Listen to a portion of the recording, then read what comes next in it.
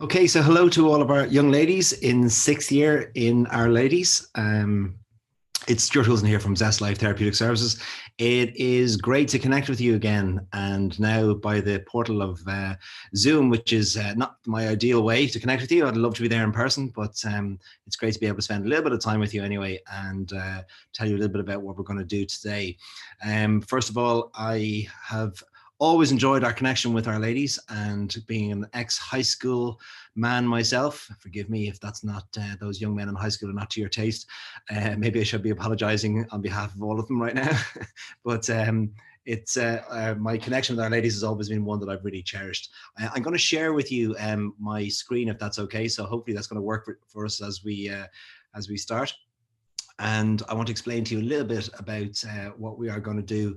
I have to say it has been really interesting during this crazy time we're all living through during lockdown, where I happened to bump into a number of people from Our Ladies. I went literally from one day doing some grocery shopping to bumping into a lady from Our Ladies, and she was so pleasant, so polite, so nice and so kind, and even said some nice things about her experiences of me coming into the school. So it was lovely, and I, with her permission, was able to go back to the school and communicate that to the school. There's something very nice about the young ladies and Our Ladies, but also that the fact that she even spoke up and said something to me really just resonated with me. So I was really pleased about that. And I then went from there to another shop. I won't say where it was in case I'm identifying somebody. And in exactly the same way, in the same day, would you believe, and I happened to have my daughter with me, and with another young lady who said she actually recognized my voice. I'm not sure if that's good or bad, and said that she had heard me come speak in the school and thanked me for coming in. So it was just really sweet and really lovely. So whatever's going on in Our Ladies, you're doing wonderful, and thank you for over the years the connection that we have had. I'm going to talk to you a little bit about what to expect for approximately about the next hour. I probably only talked about 40 minutes, and it's on a video, so you can stop and start me. It's not too bad. But what are you to expect over the kind of the next hour? Obviously, this is a strange time to be doing sixth year. It's been very difficult and different, and I want to be very aware of that as I'm speaking with you over the next little while. This is my crew, this is my background, this is who I am, and just wanted to say and fill in over lockdown, this is where I was. This is with my gang. The lady next to me is my wife. That's not just a randomer who I met.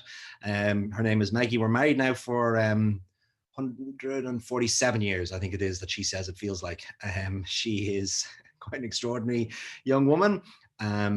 Interesting fact, from the moment I met Maggie to the day I married her was only 4 months. Yep, I know, no hanging around. Sometimes I look back at that and go, gosh, what was wrong with me? Why did I wait so long?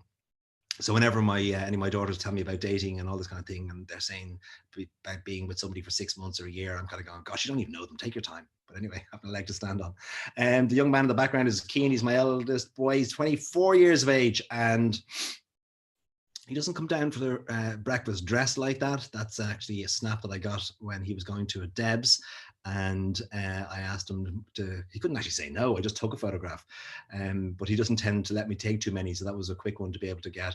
I'll tell you a bit about my other daughter just beside him, Katie, a little bit later on.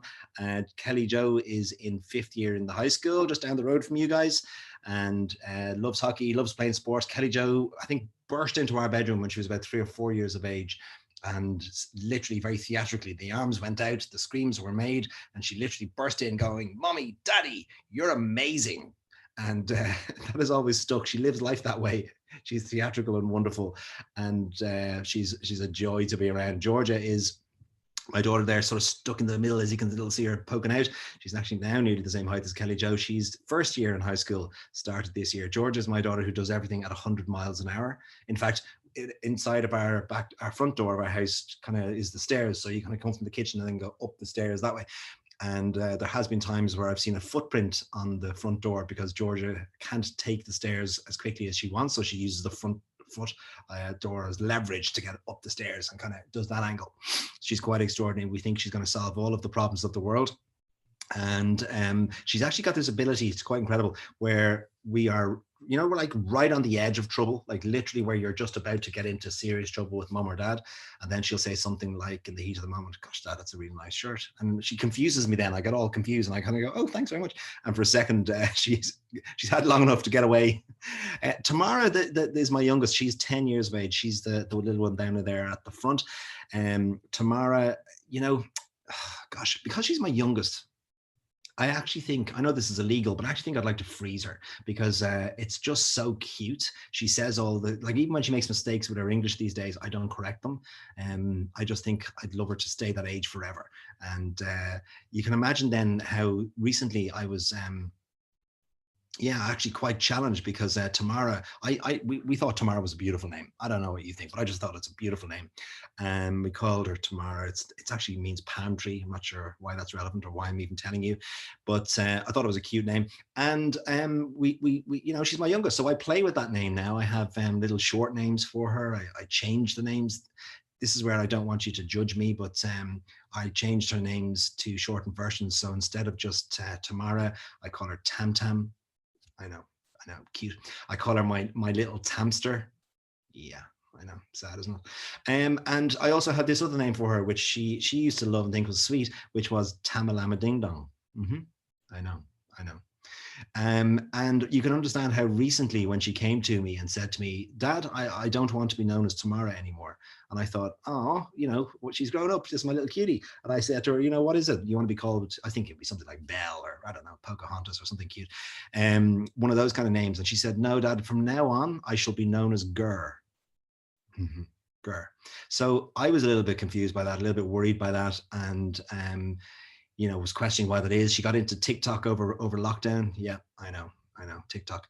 I've actually nearly appeared, I think, in about half a dozen TikToks over lockdown because I was just going from one room to the other, to get something out of the fridge or whatever, and there were TikToks being videoed. But anyway, she got mad into music and all that kind of thing during the lockdown. And the reason she wants to be known as GR is because it's short for GR, short for gangster rapper. Yeah, I know. So anyway, if you happen to see me wandering through Lidl or something in Terenure over the next little while, and I'm screaming from the aisles, "Grr, where are you? I can't find you," and maybe just pray for me or something, and know that I'm going through a difficult time right now. Just in case you think I'm joking, this is Gur. This is the artist formerly known as Tamara. Yeah, I know. There you go. Can you match that attitude? Anyway, by way of explanation, I'm going to explain to you a little bit about the year ahead, and I want to share with you, if it's okay, something that I learned when I was in sixth year in high school. When I look back over sixth year, I realize a couple of things, and that is I kind of made a mistake in sixth year. And I don't want you to fall in the same trap I was into 100 years ago when I was in school, to fall into the trap of doing sixth year in a certain way. And I made a little bit of a mistake in sixth year. I focused on sixth year in a way that was very one-dimensional. And it was a great year. I loved it in many ways. I was mad into sports and loved that aspect of it. But I also saw sixth year in one dimension. And that was pretty much whenever anyone says sixth year, what is it that goes into your head straight away? Or when someone sees you and they haven't been talking to you for a while and they go, what year are you in? You say, I'm in sixth year. The next thing they say is what? Leaving cert. Yeah. And how's the study going? Even worse. I know. So I want to look at this year and think a little bit outside the box with you, if that's okay. We've just got a little bit of time to do this, so let's have fun. I want to look ahead and say this to you with absolute, and I mean this starting off. You are an extraordinary person. You're watching this, and me speaking about this. Every single one of you is different. Every single one of you is unique. Every single one of you has a purpose for being on this planet. Every single one of you is something that you can give that the person next to you can't. And I really believe in your uniqueness and your talent, and your wonderfulness is extraordinary, and we need to live our lives that way and not be one-dimensional and cloned into being the same version of everybody. And that's probably what a little bit of social media can create or do for us at times. So I want to think outside the box today, if that's a little bit okay with you guys, and think, when you look at sixth year this year, rather than just think leaving cert, focus, exams, pressure, which, don't get me wrong, is important. I'm not taking from the academics. Absolutely, 100% agree with that. And at the same time, there's more. And I really want us to feel that at the end of sixth year, looking back over it, especially in times where you're having more challenge, that we're able to look back over it and go, I'm glad I thought about it differently. And with that in mind, I want to, if it's okay, show you a really short little video of something I came across. It's a little bit different, but it'll get you thinking outside the box. I came across this video of what it was like to communicate about how it's like to walk in someone else's shoes, and I actually think that that really helps us to look ahead in the year a little bit about what's it like to be walking along, particularly in times where we're masked up and we're covering ourselves. What's the time to see things differently? What's it like to walk in somebody else's shoes? So without further ado, I'm going to play this video. I hope it comes through well and clearly for you. And I'm going to come back to you then in just a couple of moments after it's finished playing.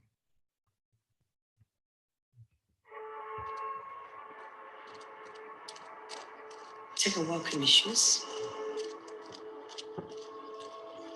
See what I see. Hear what I hear. Feel what I feel. Then maybe you'll understand why I do what I do. My story starts with my dad. My dad is my pillar. My dad was an orphan. We never had a meal without a stranger in our house. He had a passion for people, and he still has passion for people. That has been my rock. Yeah.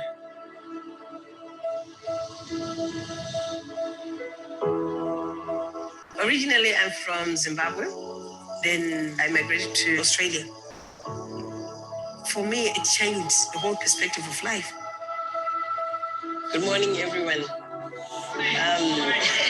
Good morning, everyone. I really want to thank you for this opportunity as African theatres to present on what we do. We take children to Africa for 2 weeks. Can someone really believe 2 weeks can change somebody? Yes, it can. It can. A lot of kids are so lonely, so isolated, so angry, so bitter, so unhappy. And this is what drives me. A lot of people, they don't notice the culture and the love that Africans have because of the poverty. They always look at the poverty.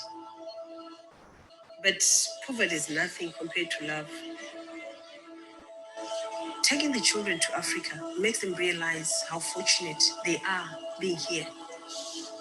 We go to different places with them. We go to rural areas where they're going to sleep on the floor. They are taking a walk in someone's shoes.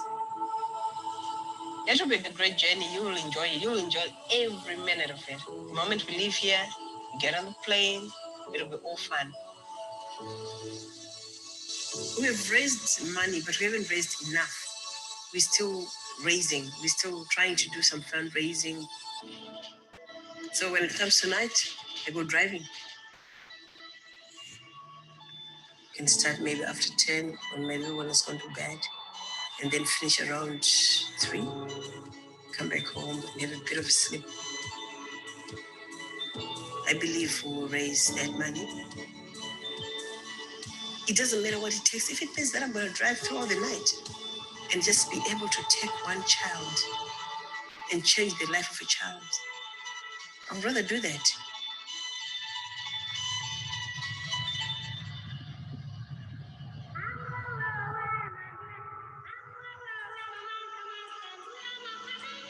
In Africa, we were taught differently. We were taught to look after each other. There's empathy. And hope is only found in helping other people. That's where you get your real hope. That's where you get your excitement. Take them to Africa. Then you see that child change.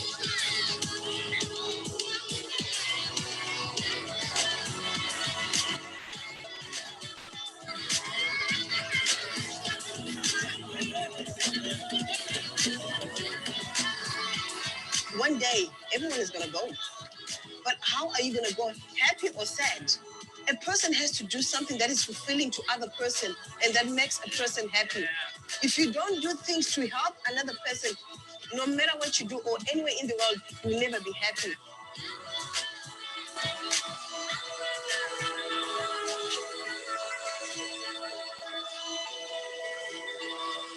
Take a walk in the shoes. see what I see, hear what I hear, feel what I feel, then maybe you understand why I do what I do.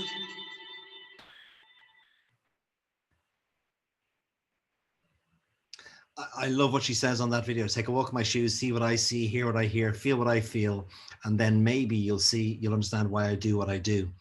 She said something very powerful in there that I just want to focus on for a moment, if that's okay. She said a lot of people look at Africa and what they see is the poverty, but poverty is nothing compared to love. Poverty is nothing compared to love. When a lot of people look at Africa, that's all they see, but actually it's nothing.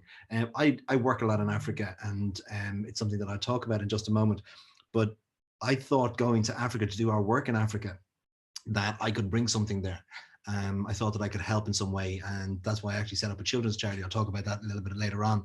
But what I didn't realize is what I would get from Africa was a sense of extreme love, and love at a very deep level that I never would have realized or thought was even possible. A lot of people look at sixth year this year, and what they see is the Leaving Cert. And I want to suggest this. The Leaving Cert and sixth year in Our Ladies this year is nothing compared to what? Compared to the potential, compared to, when I use the word love, I use it in the context of connection, feeling connected, not isolated. Isolation is one of the greatest things that causes us mental health difficulties. In actual fact, a guy called Dr. Dan Siegel, who would be recognized as one of the world's leading psychiatrists and neuroscientists, had said that at the basis of every type of psychological issue, disorder, is, whether it be anxiety, depression, anything, is isolation and loneliness. And he says the answer is love. I fully believe that. And I think if we look at sixth year a little bit differently, if we're okay at kind of being a bit crazy here for a minute and thinking outside the box, that we could see it differently, because what we see is the potential always to fit in and to have people to go to, people to be able to communicate with, connect with, converse with, and acceptance. And I have written in there acceptance in my own uniqueness, that I am accepted, that we're not trying to be somebody else or be somebody different.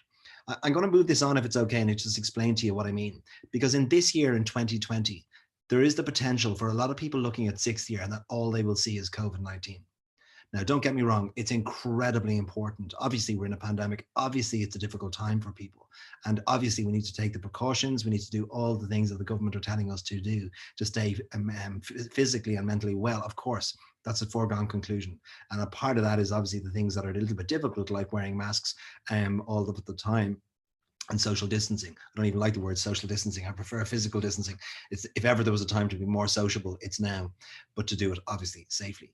So when we're looking at this year, I want us to think a little bit differently, if that's okay, to think, well, then in this year, maybe this year could be the year that sixth year was incredible, rather than see it as we survived it because of COVID or we survived it because of Leaving Cert, that we look at it and we will talk for generations to come about your sixth year, because it'll be remembered and renowned for the time when, do you remember, we had to do school differently? And every single junior person in your school, if we look upon it this way, is struggling as a first year, a second year coming into the school environment. And we as sixth years, or you as sixth years, have the opportunity to see things differently. Why so? You know that every first year who looks at a sixth year looks at them differently, because remember all those little tiny people? They look to you in a way that is incredible, that they look to you, and from the fact that there's a respect there, that you're the big people that they see wandering around the school. And if somebody like a sixth year helped a first year who fell over or something like that, that there's just a, I was helped by a sixth year today feeling. How incredible is even that, you know? I've seen it in many occasions where sixth year have stepped in, where they heard little tiny bits of slagging or upsets, and it has an immediate impact on a first year when they're supported by a sixth year. You have the level of respect and authority that will be used to connect or potentially create disconnect, to create or to break down. Every teacher even sees you differently. So this is an opportunity year. When I said to you at the beginning that I made a mistake in sixth year, I just focused on sport and Leaving Cert, and I didn't ever think outside the box. I would love to have gone back now and to use it as a time to connect with younger years, to encourage younger kids, maybe going through difficulty, or younger kids who just needed a sixth year to maybe even look up to. She mentioned earlier on that in Africa, we were taught differently. We were taught to look after one another. And then she says, hope is only found in looking after other people. I'm going to say that one more time. Hope is only found in looking after other people. 60 year is an important year for sure. And you guys, I wish the best for you for this year. 60 year is important, but how we do 60 year is even more important. I want to challenge you, if it's okay to say that in a way like this. I'm very aware that things can happen very quickly that make a huge impact on people's lives. I had a young lady who came into me here in our clinic in Churchtown, and she had a really, really difficult time through bullying. She had been in a school down the country. It was very hard. She'd had 3 girls who would attack her. They would physically bully her at her lockers. And it was a really, really challenging time for her. She didn't want to go to school, which is understandable, I guess. And she came into me and told me her whole story. And I was really impacted by it and how hard it had been over an extended period of time. She talked to me for about an hour or so. We talked about some plans, some things that I thought might help, and I could connect with the school and try and do some other things as well. She came back to me less than a week later. And I remember going out to the waiting area here. She was, she just smiled on her face, and I was sort of blown away by that. And I just said, it's great to see you, and come on in. And I said, you have a smile on your face. Talk to me. And she went, oh, Stu, you're not going to believe this. It's been an incredible week. And I said, what happened? And she just said to me, I went into school and I went over to the locker area. And that's normally where the problems would start, because the girls would look over at me, and then they'd start taunting me, and I'd get into difficulty. And I said to her, so what was different this time? She said, well, there was only one of the girls there, and she said she was kind of the least of the 3 who would bully me, but she would still be a part of it. And she looked over at me, and I had a decision to make. And I was like, what do you mean you had a decision to make? She said, well, I had to decide whether or not to be brave. And I said, what do you mean? She said, well, normally she'd smile at me. And that was the time where if I smiled back, she'd say something like, what are you smiling at? Or she'd attack me. So I had to make a decision when she smiled at me, and she was alone this time. And I had to pick courage. And I decided to smile back. And I said, what happened? What happened? She said, well, when I smiled back, she smiled and came over to me. She walked over to me, and she said, I didn't know what to expect. But she just apologized to me, and she was looking around when she was apologizing, but she was saying, look, I'm really sorry. I should never have been a part of this. That girl, the kind of lead bully, I'm terrified of her. If I don't do what she says, she's really hard on me as well. But I'm going to make you a promise today that I'm never going to be a part of her bullying you again. Anyway, she talked about this, and the girl was telling me this whole story. I was like, wow, that is incredible. So what's the story now? Are you guys besties? Are you friends? Is she coming for a stay over or whatever? And she just laughed. She goes, no, none of those things at all. But she said, I find it easier to go to school now. And I said, why? And she said, because I have hope. I was so impacted by that. She said, I have hope. And I said, so nothing's changed? She goes, well, nothing's changed in that, school's still a bit tricky, and those other 2 girls still exist. But I know that girl looks at me, and she looks at me differently now, and it's given me hope. And I just realized we can change somebody's life in 10 seconds by a smile at a locker. And it made me very aware of some work that we're doing in Africa. I'm going to tell you a story of this amazing young lady whose name was Maggie. I met her when she was 9 years of age.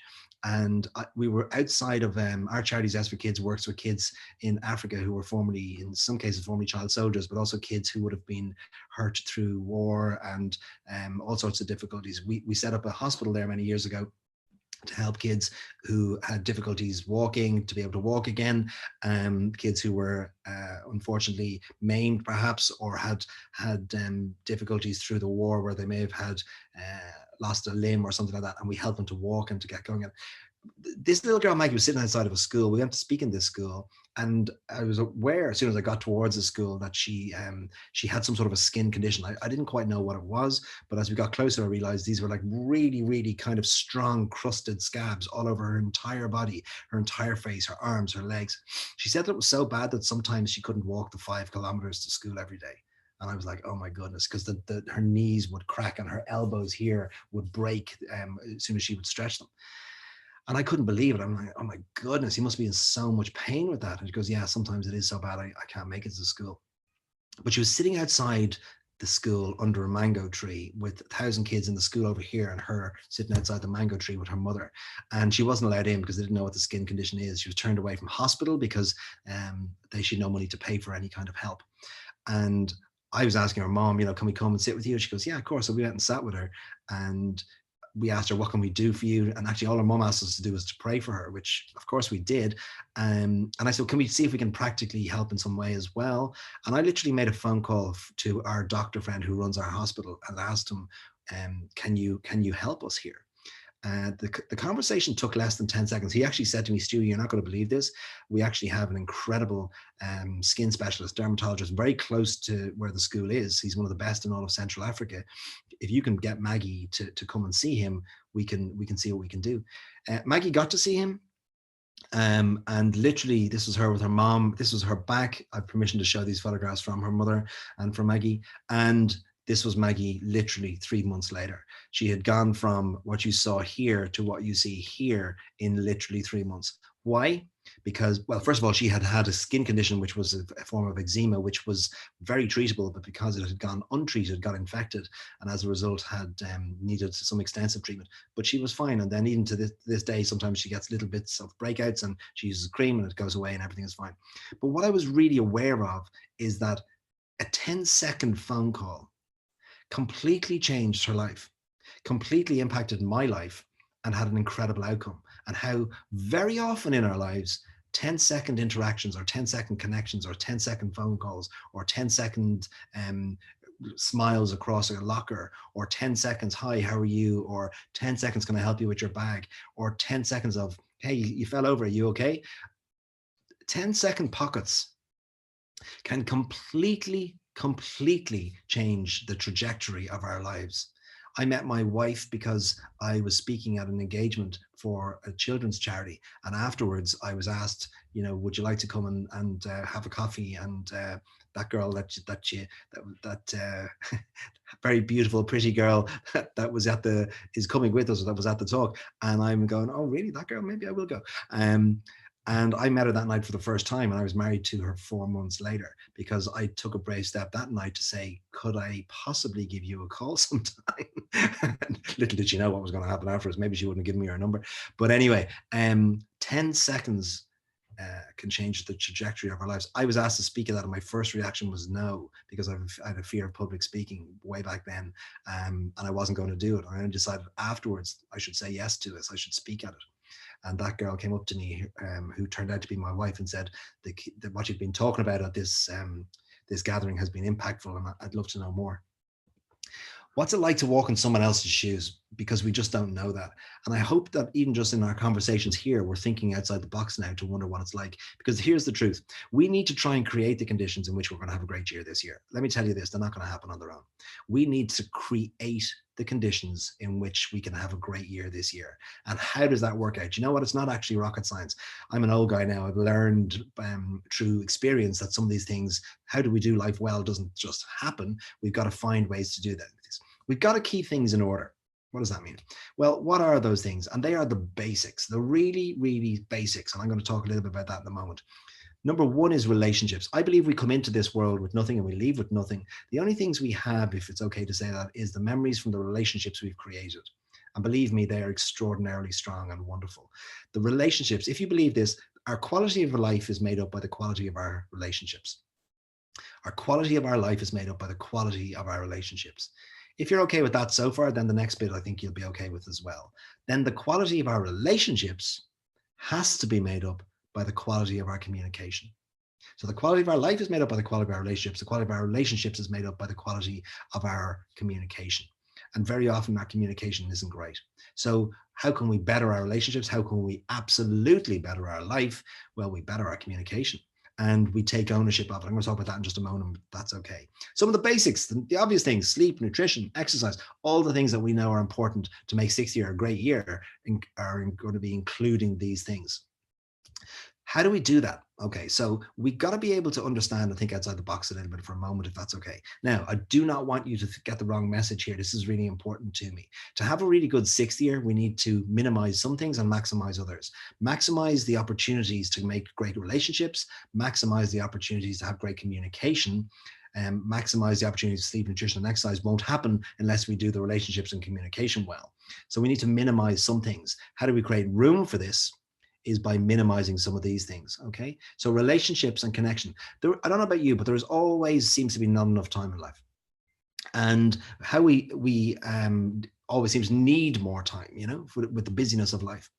Sometimes, and I don't know about you, but when I realize I spend a phenomenal amount of time on devices, makes me realize that the things that were meant to make life easier for us actually give us more time and take away from sometimes the things we've just talked about, like great relationships and great communication. Because we're in our bedrooms on our phones all of the time. We can't do that. Now, please don't misunderstand the message. I'm an absolute techie, okay? Total techie into all this. I'm looking at you now on an Apple. I'm Apple mad. So I'm not anti-technology. In fact, totally the opposite. So please don't take the wrong message from what I'm sharing. Technology is wonderful. It's not bad.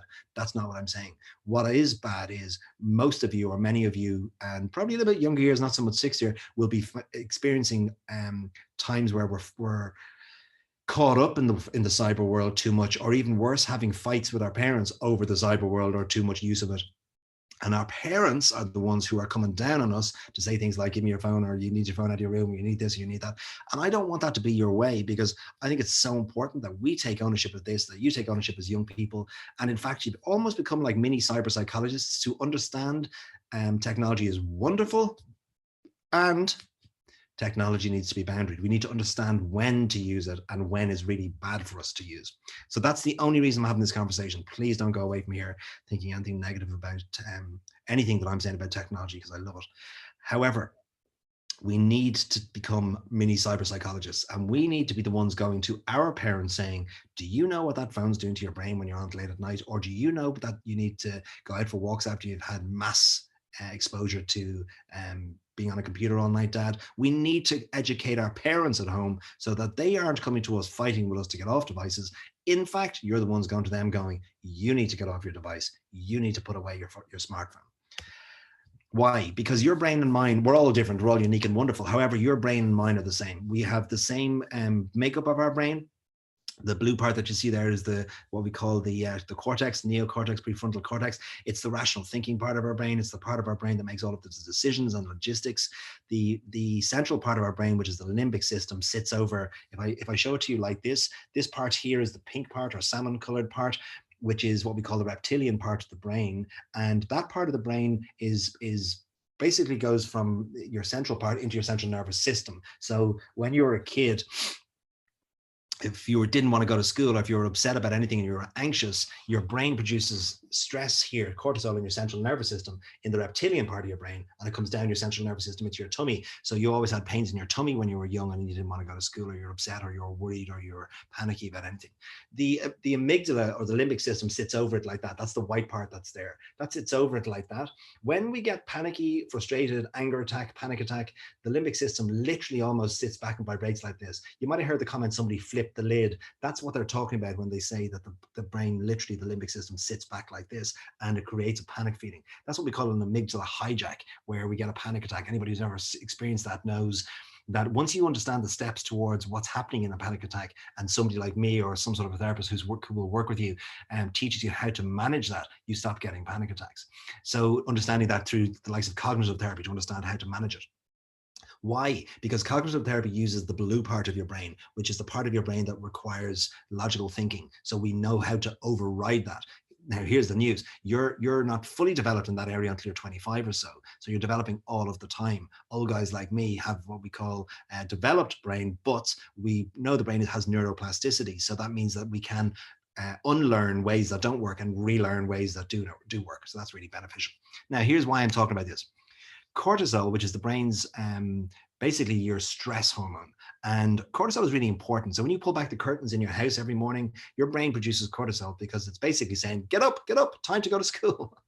I know you love that feeling. And that's good because it gets you going, okay? Now, cortisol is very, very important. And so is this one called serotonin. Serotonin is your moods, your mood enhancement. If your serotonin is high, you feel great. If it's low, you feel really under the weather. Cortisol and serotonin move together in your day like this. They don't move up and down, tend to move up and down together quite so much, because if you're stressed, normally your mood is down. Cortisol is high, serotonin is low. If you're feeling great and you're not stressed at all, it's because your mood is high, your serotonin is high, and your cortisol, your stress is low. So they move around like this during the day, and that's normal and that's okay. And as we go through the day and it starts to get towards nighttime, your ideal is that your melatonin, I love that picture, your melatonin is your hormone for sleep. It produces sleep cycles. So we need to have our melatonin rising at nighttime like this. Now, melatonin rises beautifully with serotonin. They rise up beautifully together. Melatonin, if we have too much cortisol in our central nervous system, literally the cortisol stops the melatonin or delays the melatonin in rising, okay? And too much cortisol in our central nervous system at nighttime is horrendously bad for us. It produces lack of sleep. It produces sleep cycles that are broken. It means that even though your body falls asleep, science will say that it can take up to 2 to 3 hours, in some cases 4 hours, for your brain to go into what we call a REM sleep, rapid eye movement deep sleep, or even then into your dream sleep, which is when all the brain replenishment is done from all the brain cells that you've killed in your day studying and from all the cortisol that's been there in your central nervous system during the day. So melatonin rising is exceptionally important. Cortisol stops that rising. Serotonin helps it rise. Here's the good news and here's the bad news. The good news is we can do something about it. So if your sleep, even though you might say, I've no problem sleeping and go to bed at 11 o'clock, and we need to be wise about the last couple of hours before we go to bed to assist our REM sleep and our dream sleep to do all the brain replenishment that it needs. Okay, how do we do that? Cortisol comes from being on too many devices. Anything with a backlight or over usage of it, okay? And the average for your age group is somewhere between 5 and 7 hours. Now, that was actually 5 and 7 hours pre-COVID. Then we chucked you all online and we told you all had to do your work online and you had to do your friends online and connect with people online, social media and all those kind of things. So we went from 5 to 7 hours being the national average to through lockdown, that being up to 12 to 15 hours. How unbelievably bad for you was that? So anxiety, pressure, stress, all were worse. Why? Because your brain produces excess levels of cortisol when you're on backlight screens too much. Not as bad on a TV. TV is more of a numbing effect, but it doesn't have a healing effect. So cortisol levels are really important to understand. Now, here's the important thing. I'm not dissing phones or screens at all. I'm saying nighttime screens. So I'll say that one more time. Nighttime screens are the issue. Late at night screens, nightmare. Produces cortisol, too much of it. So your serotonin, I beg your pardon, your melatonin is disturbed and you don't get into deep sleep.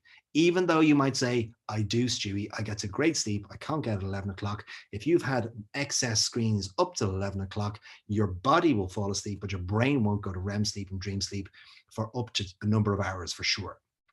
That means you think you're getting 8 hours sleep a night, perhaps by the time you get up for school, and you're probably getting half that.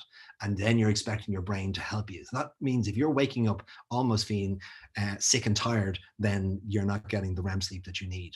So I hope that's okay to give you as a message, because I don't want you thinking this is the guy talking negatively about cyber. I am cyber geek personified. I love it.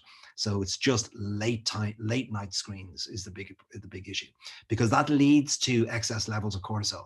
Excess levels of cortisol when you go to school the next day produces this: angry, stressed people. Okay. And those people don't want to help kids in school. They don't want to walk around in anyone else's shoes. They want to kick other people's shoes.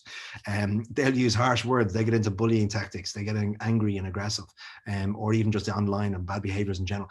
You can't operate well. Do you remember when you were a kid and you did a sleepover and you stayed in someone's house and you came home the next day and your parents were going, that's it, no more sleepovers for a month, because you're so wrecked that you've hardly slept a night and you've been eating Smarties all night. But anyway, they're the obvious things. They make sense to us, if that's okay. So, well, what do we know to be the answer and all of that? So here's a couple of things that you can take away for 6 years that are exceptionally important, obvious, but exceptionally important. Face-to-face communication brings down cortisol and increases serotonin. Say it again.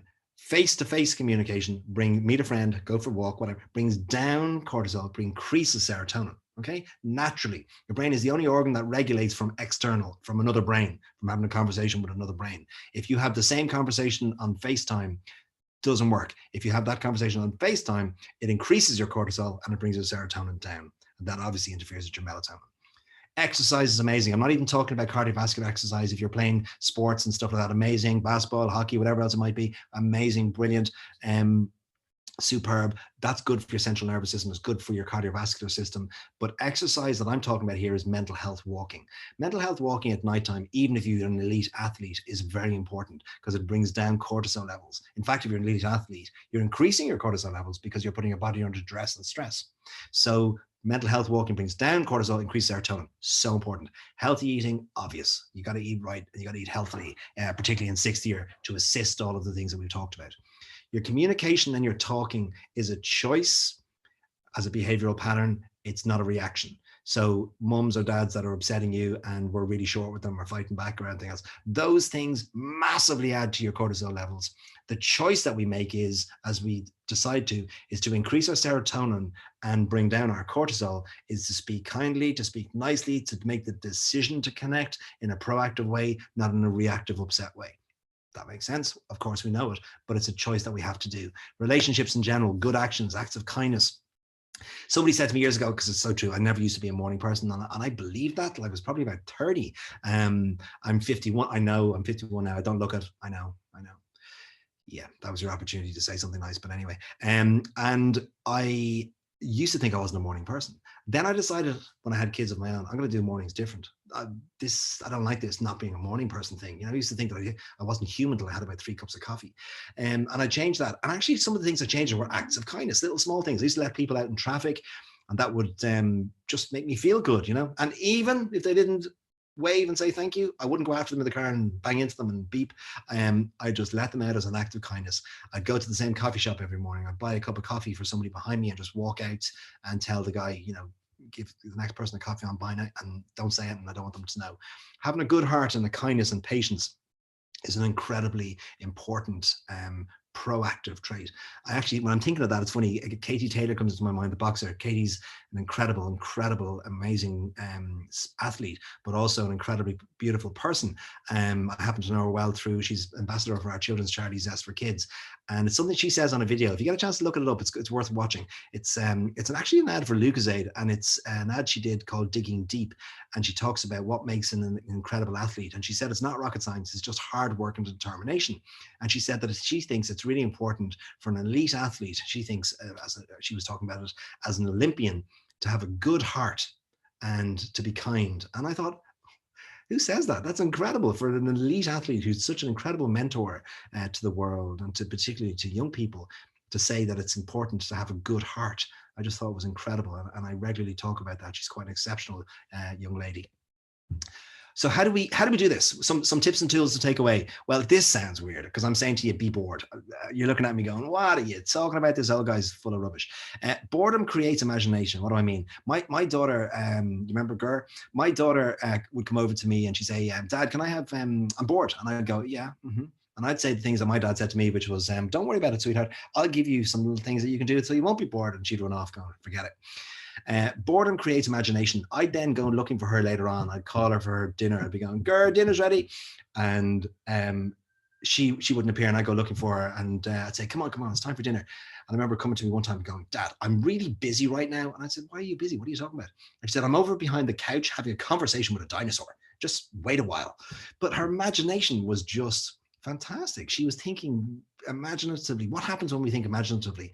Well, great imagination through boredom, great imagination produces problem solving, produces creativity. And as a result of that creativity, imagination, we start to find ways to create resilience in our brain. In other words, I've got a problem, I'll think of an answer. I have a problem, I think of a solution. Not just I have a problem, I'll go on a device and I'll numb myself for a couple of hours. So boredom is actually good. I know that sounds weird, but boredom is good. Sitting around, having a chat with a friend, out in the grass somewhere, almost being bored, but just shooting the breeze. What a beautiful place. Decreasing stimulation in your homes. Let's not keep our homes that they are constantly where you've 2 devices on your knee and you're watching the telly at the same time. God forbid, I know, but have a conversation with somebody. How crazy is that? Boundary devices connect with people. I've written in four things that I'd love you to take away if it's okay. Decrease serotonin, decrease cortisol, beg your pardon, and increase serotonin. How do we do that? Talk. Face to face with another human being. Talk. Come down at nighttime out of your room. Talk. Have a conversation. Mom, hi, how's it going? Chat away. Whatever it might be. Talking helps us massively reduce our stress and increase our mood. Gentle walking does the same. Reading does the same. Now, I know this sounds weird, not on a device. Beside your bed, books, magazines, anything like that, or even a journal to doodle and beside your bed, they all reduce your cortisol, increase your serotonin, allow your melatonin to rise. They're all brilliant things. Any of you who are artists or creatives, you know this. You know this because if you are drawing or art or painting or whatever it is that you love doing, you're lost to the world. You're relaxed. Your stress levels are down. Your serotonin is going through the roof. So it's wonderful to be able to do those things. 4 of them: walk, talk, read, write. And when I say read or write, I mean being creative, hand-to-eye coordination. Find whatever works for you. It could be jigsaws. It could be doing games or playing games or anything like that. They work. I've written in the last thing there, never rate anyone. You know, I love the fact I'm talking to a group of young ladies now who, you know, you're probably working in a world where you believe you have to be a certain way, look a certain way, behave a certain way, and say things a certain way. And I couldn't be more against that. You are unique. You're wonderful. You're exceptional. You're talented. This world needs you. This world is going to be a better place because of you. And don't try and be anybody else. You just be you. Everyone else is taken. You just be you. And in being you, don't ever try and be anyone else. And don't even ever try and rate anyone else. And especially not rating yourself, because who you are is important. I'm going to finish on a story, if that's okay, of an amazing, inspirational young woman that I met that's had an incredible impact on my life. My life is completely different because of her. And I met her when she was quite young, probably about 8 or 9 years of age. Our children's charity, Zest for Kids, was working in Eastern European countries, working with children in the children's prison system and living in orphanages. And this young lady had a background that had led her to being in one of these institutions in an orphanage. And myself and my wife met up with her, and she was just this gorgeous 8 or 9, 10-year-old girl at the time. I can't remember what age exactly. And she was just sweet and lovely. And we used to put on different types of games, and she was shy, but amazing all at the same time. When I think back to her then, our heart used to be full when she was around. She was just this amazing young lady. And as time went on, we used to go back and forth to this institution. But as time went on, and when she was leaving there, she got older, she got to maybe about 14 or so years of age, she started to come back in to love the kids in the different places we would go to as a part of our team, going back into the same places which she was from herself. And she was just great with the girls and boys that we would go to in these orphanages. She was so loving. She was so caring. And one time, actually, she stood up in front of all of the girls in this small institution and asked me, could she speak to them? And I was like, yeah, of course you can. And she got up and talked to them and told them they were beautiful, they were unique, they were wonderful, they were made on purpose for a purpose in this world, and this world would be a better place because they were in it. And I said to her, where did you get that from? You were amazing. And she said, I've listened to you saying that for years. Just this incredible young girl. And that even made me think, because my fear used to be of public speaking. So I'm thinking, gosh, she got something out of that and she's sharing it, you know. As time went on, we actually invited her to come to Ireland to do some little leadership programs and to have some time in Ireland. And she would come forward and back over time. And you're probably working this out, but she's gone back into the same places over the years, and as a result loved on these other girls and taken care of them. And as time went by, Katsiana Siviziad, as you've probably worked out by now, is my wonderful, fantastic, now 27-year-old daughter, who would say that she says her world changed in many ways by meeting Maggie and I, and by what eventually happened, which was we decided that we couldn't send her home to Belarus anymore, and she became our gorgeous daughter. I'm very proud of her, as I am of all of my children. But she would say her life was impacted, and I would say the opposite, because I just say to her very often that God had to work just a little bit harder to get her to be in our family, but that was always the intention. And our life was massively impacted for the better because of her. And within a 10-second decision, I can still remember it, dropping her back to the airport one time, saying, this is just like dropping any of the other kids back to the airport. I can't do this anymore. And it led to conversations with my wife and I, and with Katya, to decide that we didn't want her to go back to Belarus anymore. She's my gorgeous, amazing daughter, and I'm so proud of her. We can do anything we want with this life. It's ours to decide. We've got an opportunity, and here's my experience as an old guy speaking to you. It takes 10 seconds. Most of the major decisions that I've made in my life that have actually been really good decisions and important decisions, it takes 10 seconds regularly to make that decision. And it usually has a major impact on changing my life, but on someone else's as well.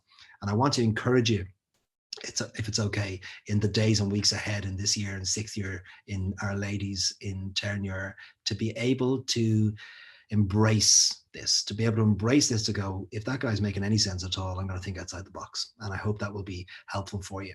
I think from time to time, we all need a little bit of a pep talk. And I came across this one recently that I'm going to play for you. And then I'll come back and wrap up. I think we all need a pep talk.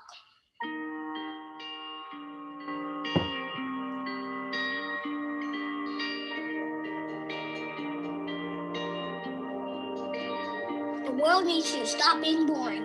Yeah, you. Boring is easy. Everybody can be boring, but you're gooder than that. Life is not a game, people. Life isn't a cereal either. Well, it is a cereal. And if life is a game, aren't we on the same team? I mean, really, right? I'm on your team, be on my team. This is life, people. You got air coming through your nose. You got heartbeat. That means it's time to do something. A poem. 2 roads diverged in the woods, and I took the road less traveled. It hurt, man!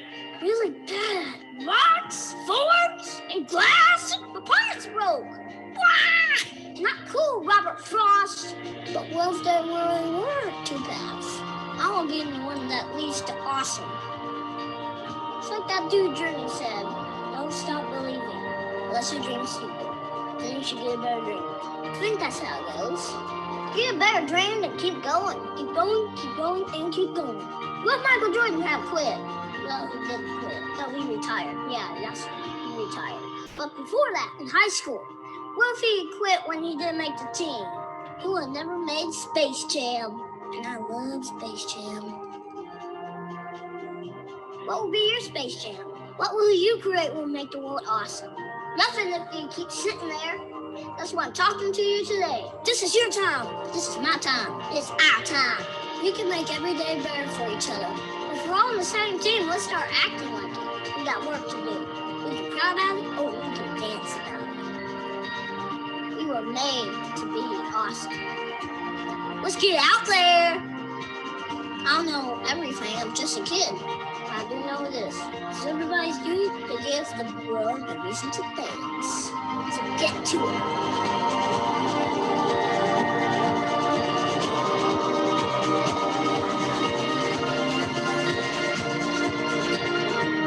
You just give a pep talk. Create something that will make the world awesome. Play ball. I love that. We can make every day better for each other. You've just got to find a reason to dance. How great is that? So guys, I'm going to finish up there if it's okay. If ever along this journey of 6th year, we can ever be of help or of service to you, you can find us online at zestlife.ie. And it's been my absolute pleasure to connect with Our Ladies for so many years gone by. And I'm thrilled to be able to connect with you guys in 6 years. I want to wish you the very best for the year ahead. I want to encourage you in the year ahead, and I want to hopefully bump into you in the year ahead somewhere where you can go, I know you from a weird video that you did for us a while ago, or I recognize your voice, or whatever else it might be.